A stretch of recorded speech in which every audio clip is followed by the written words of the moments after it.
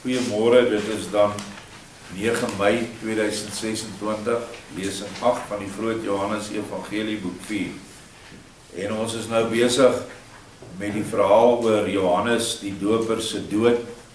Wat het gebeur by sy dood, hoekom is hy doodgemaak, wat die aanleiding gegee het, en ons gaan nou verder. Ons het nou gesien, net kortliks opsomming, dat Herodias en haar dogter Herodias, hulle dieselfde naam, is verantwoordelik vir die aanhitsing gewees van Herodes om Johannes die Doper, wat eintlik sy vriend was, sy kop af te kap. Ons het dan ook gesien dat die tempel hierdie vrouens aangehits het. En die tempel van daardie tyd is die kerke van hierdie tyd, as jy die profetiese verhaal wat hier binne-in versteek is wil verstaan. En so het ons ook gesien dat hierdie volk uitgekies is deur Vader as die voorloper volk. En ons gaan so ver terug tot by Bloedrivier, dis hoekom hy ons kom plant het. En Jeremia praat van 'n takkie wat hy gevat het en in 'n ver land gaan plant het. En hierdie takkie het 'n groot wingerd geword. En dit is wie ons is as volk, was ons almal verteenwoordigers. Ons voorouers was baie gelowig en het hulle op die manier waarop hulle dit gekry het hulle baie gelowig gelewe. Maar hoe verder hierdie volk in die wêreld ingegaan het en hoe meer hulle die wêreld aangehang het hierdie volk al hoe minder en minder van ons het nog vasgebly by ons oorspronklike roeping. En dit is om as die volk suid van die riviere van Kus, wat geplant is en wat 'n doel het, naamlik om die bruilofsaal voor te berei vir die res van die wêreld wanneer die verstrooides hiernatoe kom. Dit is ons taak. En dit is die taak van Johannes gewees 2000 jaar terug, is om die mense van die kerk weg te kry. En as priester, want hy was in die lyn van Levi, het hy die mense gekry om te wag vir die groot lig wat sou kom, Yeshua. En het hy getuig van hom, en dit is vandag ons hierdie gemeente se enigste taak, naamlik om deur woorde en dade die koms van Yeshua aan te kondig. En hoe kom hy? Hy kom in ons harte. Hoe? Deur werke van liefde. Deur liefde in jou hart vir hom te kry en liefde vir jou naaste. Dit is ons taak. En die gelofte wat die beginpunt was en die versamelpunt van hierdie, kan ons maar noem Elia gees, voorloper gees aan die einde van die tyd.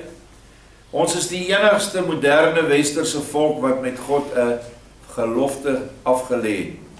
En hierdie gelofte het ook verder sy beslag gekry en 'n dieper gelofte is aan ons openbaar in die jaar 2015.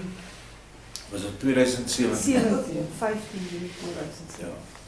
Toe ons die Gilgal gelofte opgerig het en 'n belofte gemaak het dat ons in ons harte nou met ons lewens vir ons mede-volksgenote en ander verstrooide Israeliete sal neem oor die Jordaanrivier, bedoelend ons sal hulle lei na die geestelike waarheid toe, wie niemand anderste as Yeshua is nie. Dis ons primêre doel. En dit is so hartseer dat soveel mense wat hierdie gelofte afgelê het, ook net ons verlaat het en ander strukture gaan opsoek het om verder hulle geloof te beoefen.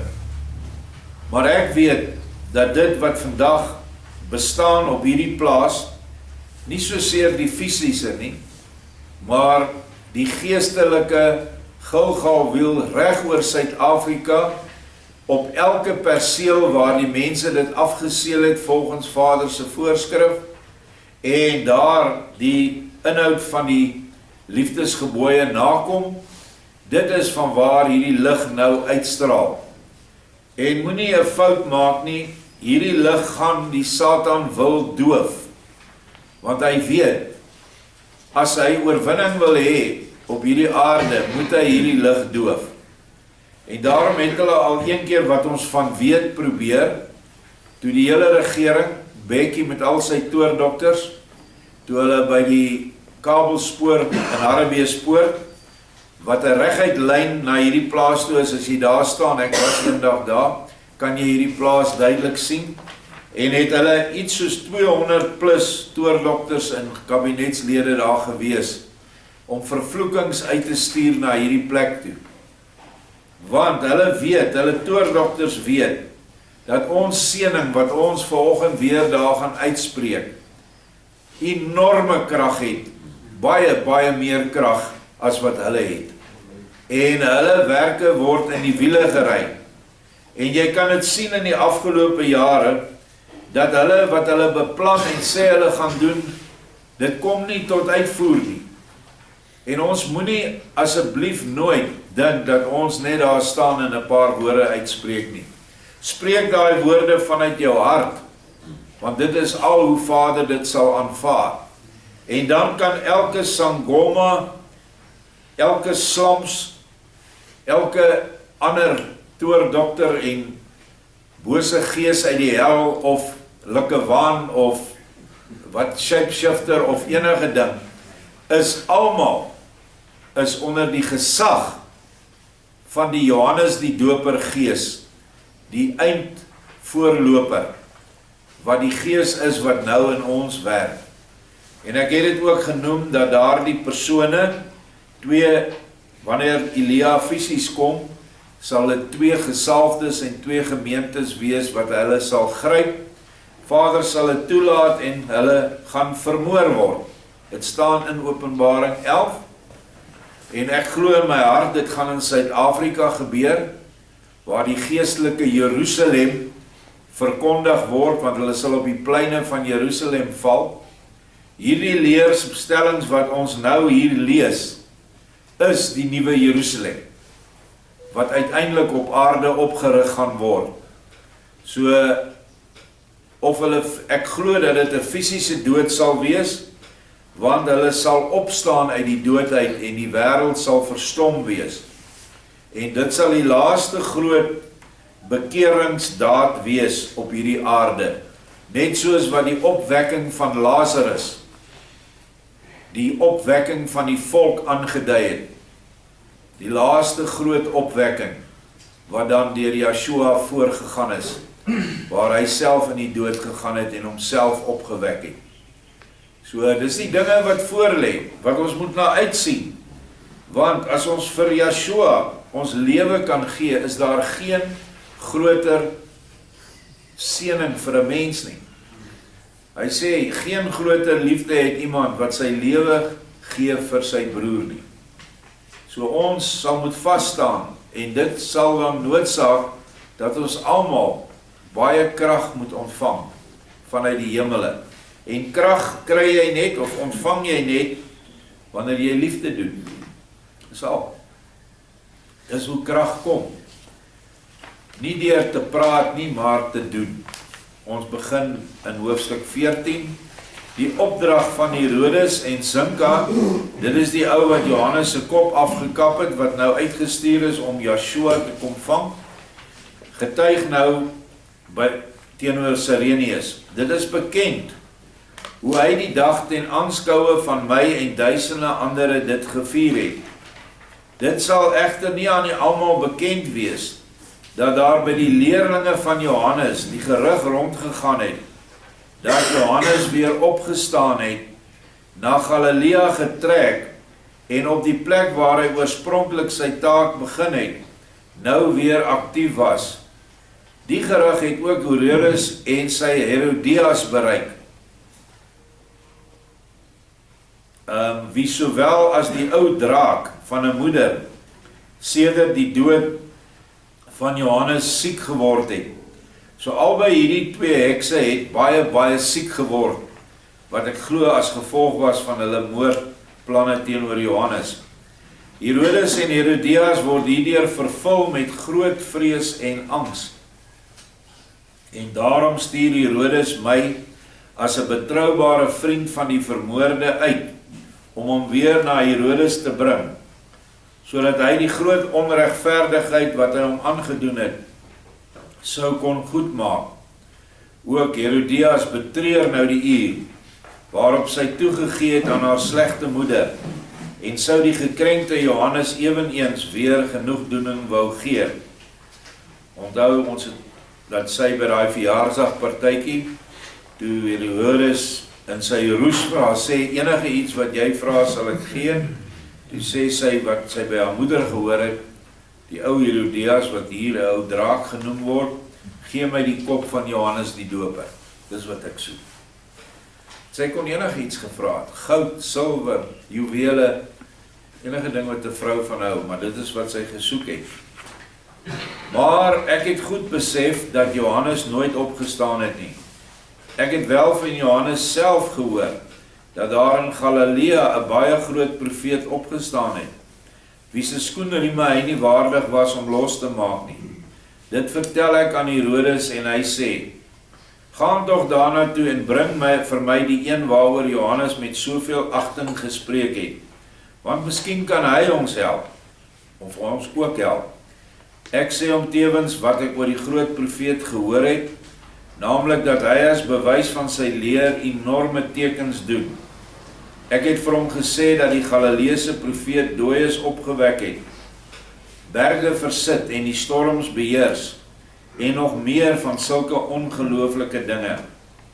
Ek vertel Herodes ook dat ek teen die mag van so 'n profeet weinig of niks sou kon uitrig nie, omdat hy duisende deur een gedagte kon dood. Maar Herodes en Herodias laat hulle nie daardeur van hulle wens afbring nie, en Herodes sê slegs 300 swaar silwerstukke vir die een wat hom na my toe sal bring, met die toevoeging dat as dit lewend nie moontlik sou wees nie, hy hom dan tog as 'n dooie wou sien. Ek, Zinka nou antwoord hom koelbloedig, as hy nie uit homself sal kom nie, sal ons vir niks gaan nie, want voor ons hom kan doodmaak, lewe ons lankal nie meer nie. Omdat hy die geheimste gedagtes van die mense ken, en ook hulle bedoelinge, sal hy, Yeshua, ons al doodmaak, voordat ons hom maar nauweliks te siene kan kry. Onder hierdie omstandighede sien ek egter geen rede om hom te gaan opsoek nie. Toe sê hy, dis nou Herodes, ek wil dit so hê en my wil is goed. As die profeet goed is, sal hy my goeie wil ook as goed ondervind en na my toe kom, dat ek hom dit nie sal aandoen wat ek in my verblinding aan Johannes gedoen het nie, word tog bewys deur my trane oor die goeie Johannes. Gaan en voer my wil uit. Toe eers gaan ons, en nou is ons hier, op daai plek buite Caesarea Philippi by Markus se huis, tot op hede nog ter onverrigter sake, hoewel ons nou al ongeveer 9 weke slegs vir die doel deur Galilea rondtrek. Ek het gedurende die tyd al etlike kere bodes na Herodes gestuur, en vir hom die nutteloosheid van ons inspanning duidelik uiteengesit. Maar dit alles het niks gehelp nie. Hy weet dit waarskynlik uit ander bronne, dat of die opgestane Johannes, of die groot profeet, hom in Galilea ophou, en groot tekens doen. Ons moet daarom alles in werking stel om hom beet te kry. Enige laksheid van ons kant af sou hy baie streng straf. En hy het die reg gehad om ook hulle koppe te laat waai. So die ouens was in 'n groot penarie. En so het ons dan nou op ons speurtog hierheen gekom, omdat ons gehoor het dat daar by Caesarea Philippi groot tekens plaasgevind het. Onthou julle nog die tekens? Dit was die sonsverduistering, en toe later die son wat in die lug bly hang het vir 'n paar uur, die dag langer gemaak het, en dan was dit die groot storm, en daai was groot tekens wat almal oor gepraat het.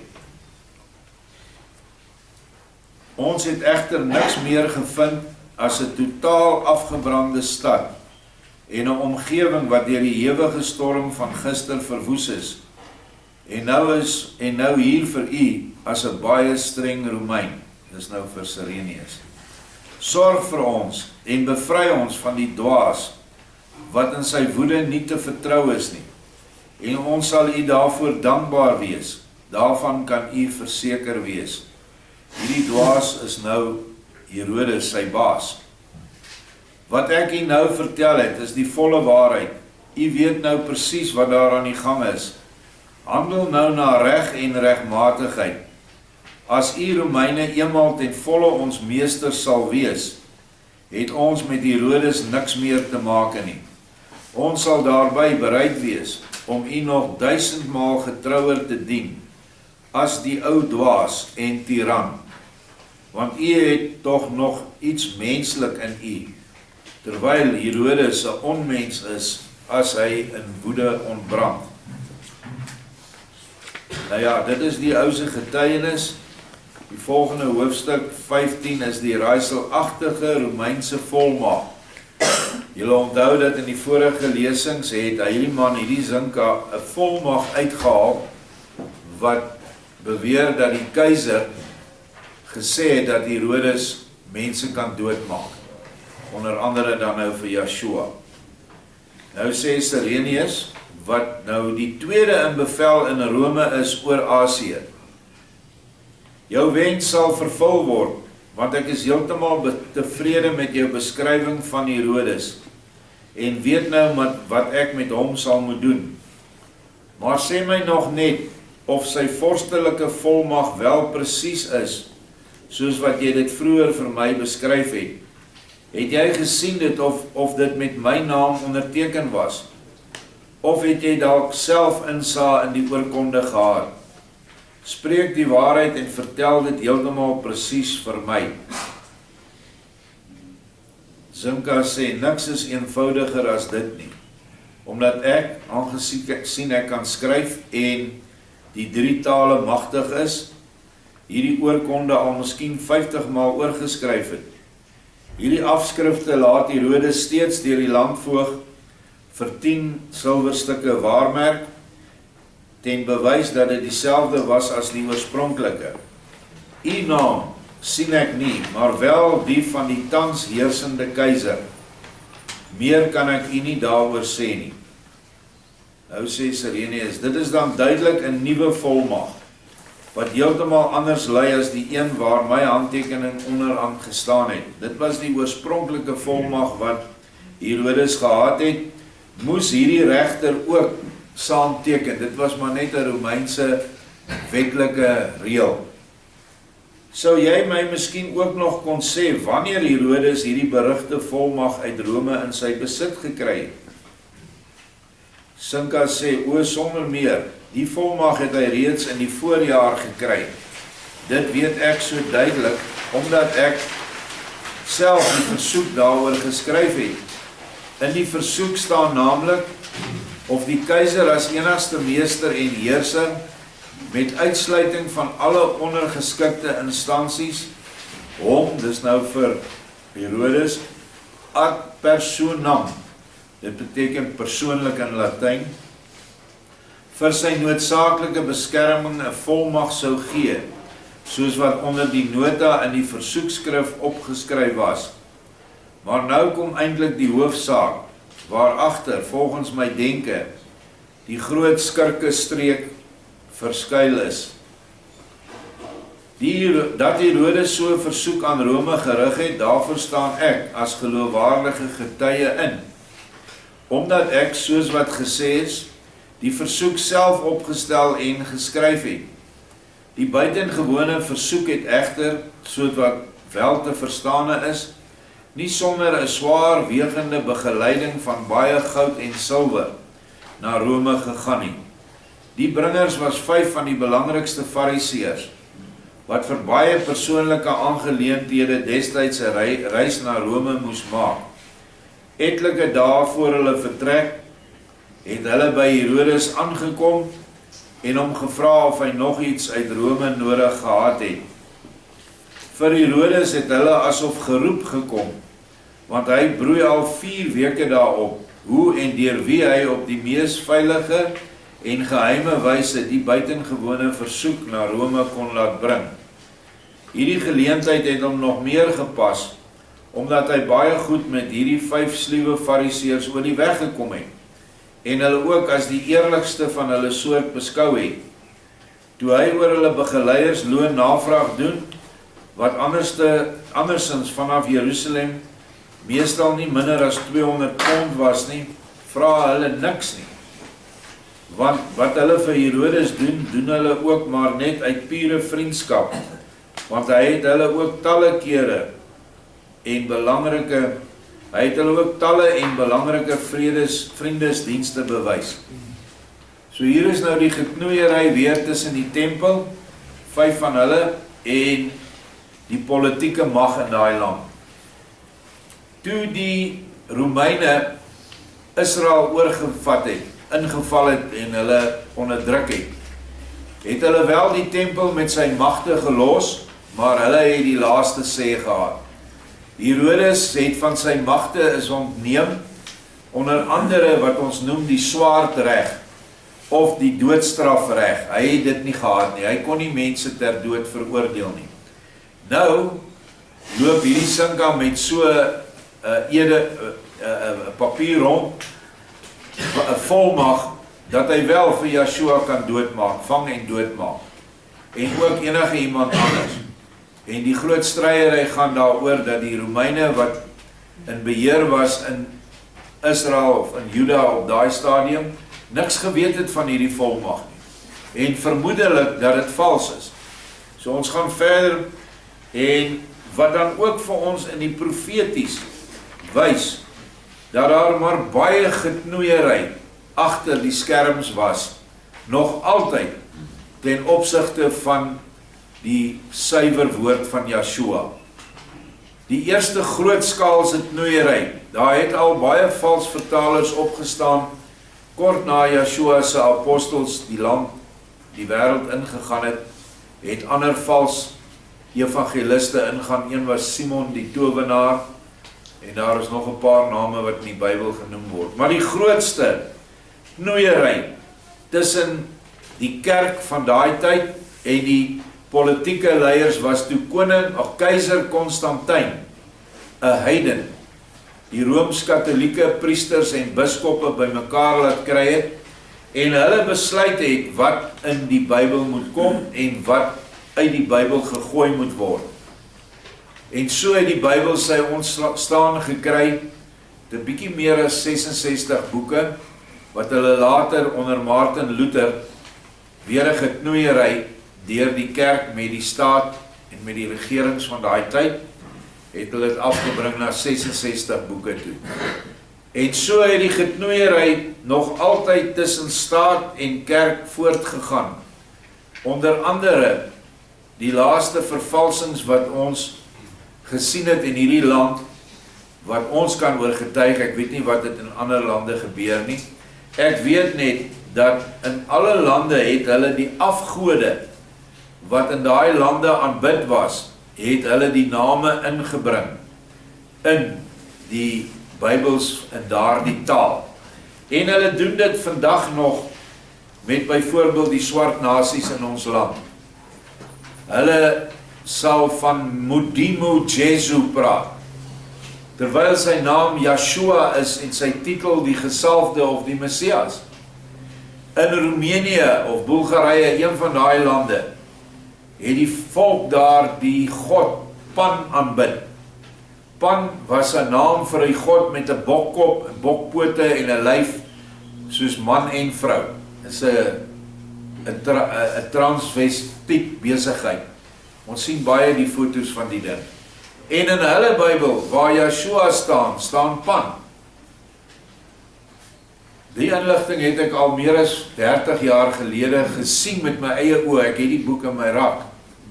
So, dit is hoe kerk en staat saam gesweer het, en nog altyd saam sweer, en die een hef die ander ene op. Selfs in die negatiewe kan geen van hierdie leiers wat in die wêreld is bestaan, sonder hulle afgodiese offers nie. Dis hoekom hulle kry in organisasies waar hulle mense offer, waar hulle ander bloedoffers van diere drink en bring, soos Vrymetselary, Knights Templars, Rosekruisers, Order of the Owl, Bilderbergers, dis almal organisasies wat hulle aan moet behoort om hulle te versterk. En so is hierdie hele Epstein ding, behalwe nou die seksuele perverse deel daarvan, was 'n plek waar hulle versterking kon kry vanuit die bose, want waar al hierdie gruwel, mensvretery en bloeddrinkery en offers, babas wat doodgemaak word, waar dit gedoen word, heers die Satansmagte. Ook in ons land sal geen swart leier enigstens 'n posisie van mag bekom, as die toordokters nie agter hom staan nie. En dis hoe Zuma aan bewind gekom het. Hy het 250 toordokters by hom gekry, daar onder by Nkandla. Ek onthou nog die ouens wat daar was, sê daar's 15 beeste geslag, en hulle het daar die offer gebring aan hulle voorvadergeeste. En dis hoe hy toe, eintlik, niemand het gedink hy gaan nie, het hy die mag gekry, omdat die voorvadergeeste hom, deur die toordokters, as die gesalfde beskou het. Nou ja, toe dit weer tyd raak, toe die voorvadergeeste weer in die ander ene ingegaan, of die ander ene as die gesalfde behou. Dis hoe hulle werk. En dit is die magte wat teen ons is, wat absoluut net aan Yeshua vashou, met alles wat ons het. Die lam volg oral waar hy heen gaan. En ons moet hierdie dinge sien. Dit is 'n geestelike oorlog, magte van duisternis in die lig, soos Paulus sê, ons stryd is nie teen vlees en bloed nie, maar teen die magte, die bose magte in die lig. Dis hierdie goed wat ek nou van gepraat het, wat dan nou ook hierdie Herodes dryf deur die tempel met hulle bose magte. Lankal was Vader se gees nie meer in die tempel toe hierdie dinge gebeur het nie. Ons lees verder. Hy kry nou hierdie 5 fariseërs, sluwe fariseërs, en daarmee vers 7 was Herodes meer as tevrede, en hy gee die 5 die versoek, insluitend die swaar lading, waarvoor daar vir die dra daarvan, kyk net, 30 kamele nodig was. Dis hoeveel goud en silwer hy nou Rome toe stuur, om hierdie volmag te kry, om mense dood te maak. Hoeveel kan 30 kamele vat? 'n Kameel kan seker baie maklik 500 kilos vat. So ons praat hierso minstens van 15, 16 ton goud en silwer. Jy het 'n baie groot lorry, om daai vrag te dra, het jy 'n groot dubbelas tippertrok nodig. Dis hoeveel goud en silwer hulle moes oorvat na die keiser toe. Op die wyse gaan die buitengewone versoek vervolgens, sê maar na Rome, maar in werklikheid heeltemal ergens anders heen, wat ons nie kon vasstel nie. 'n Reis van hier na Rome duur onder gunstige weersomstandighede 3 volle weke, in ander gevalle ook tot 'n maand. 'n Mens bly 'n aantal dae, dikwels weke in Rome, en dit neem tyd vir iemand om by die keiser toegelaat te word. Jy stap nie sommer daarin, en hallo keiser, hier's ek nou, ek wil dit en dit hê nie.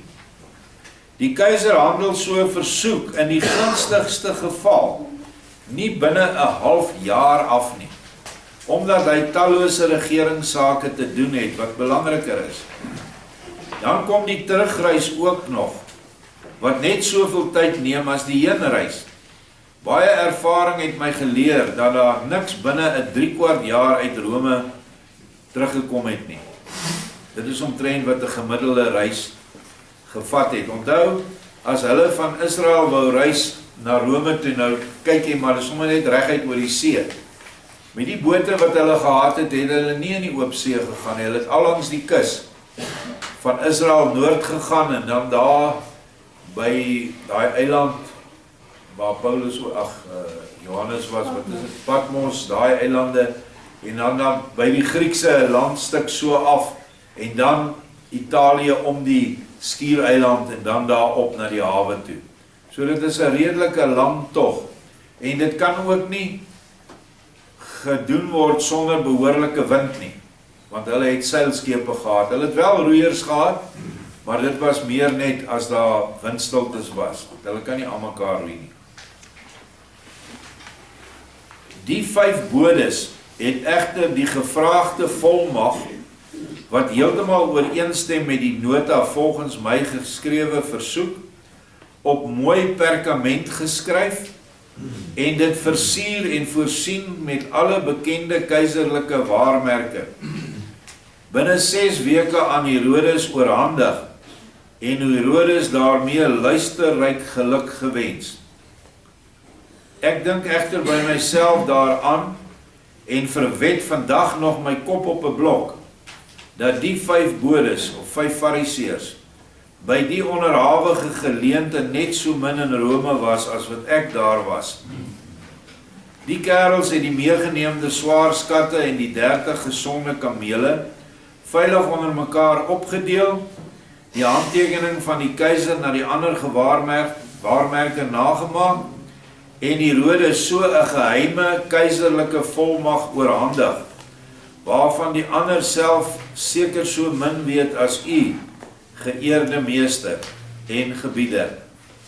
Weet u, verhewe meester, dit is maar net my mening.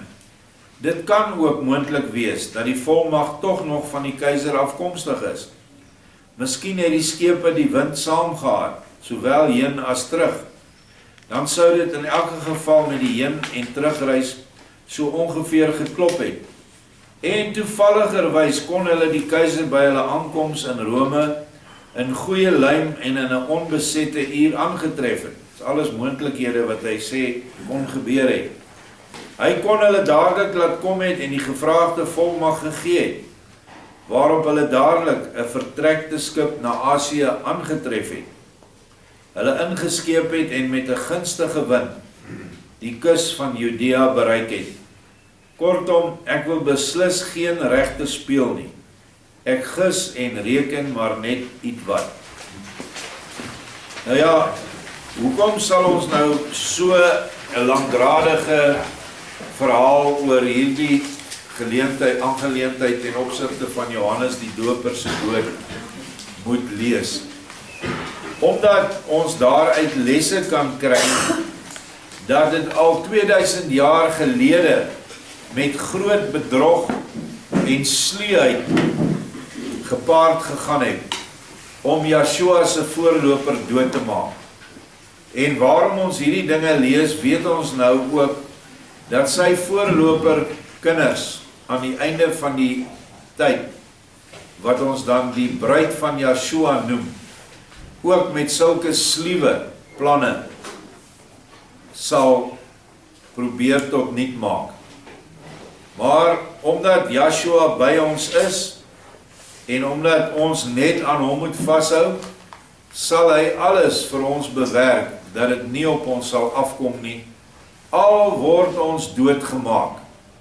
Ek het gister daaroor gepraat, dat die dood sal pynloos wees, omdat jy vir hom opstaan, en hy sê dat hy jou uit jou liggaam sal vat, en maak nie saak wat hulle met jou mee besig is nie, jou kop af te kap, of jou met 'n kettingsaag ten gronde te rig, jy sal by hom wees, en jy sal kyk hoe daai liggaam verniel word, selfs die skreeu van die liggaam, sal jy kan waarneem, want jy is nie meer daar nie, en jy voel geen pyn nie. Want dit is wat Yeshua ons beloof, ten volle beskerming, in lewe en in dood. Maar die groot ding wat jy kry, as jy dit kan deurgaan, is natuurlik die grootste geskenk wat enige iemand kan kry. En dit is om saam met Yeshua in sy huis te wees, en saam met hom te heers. Dit is die belofte, dit is waaroor alles gaan. Nie dat ons dit doen vir die belofte nie, maar ons weet, dit is daar. Mag almal dan hieruit ook vir hulle self ander lesse wat sekerlik daar is ook opneem. Vir my was dit nogal 'n baie interessante storie om te sien hoe slee hulle te werk gegaan het. En uiteindelik is die kerk van daai tyd agter alles wat teen Joshua is. Agter alles. Hulle hits mense aan, hulle hits die Romeine aan, hulle hits vir Herodes aan. Alles kom uit die kerk uit van daai tyd, die tempel. En vandag weet ons dat dit presies dieselfde is. Die valse kerk is oor die hele aarde verstrooi en versprei. En die ware volgers van Joshua word ook, hulle hits almal aan om die ware volgers van Joshua te vervolg. Ons word ketters genoem, ons word sektes genoem, ag al die goed, julle almal het familie wat vir julle so waarsku oor ons. Jy moet nie na daai plek toe gaan nie, dogter van Sion is 'n sekte. En so loop ons al vir 33 jaar met daai smet op ons as gemeente. En ons dra dit, want vir my is dit 'n eretitel om te dra.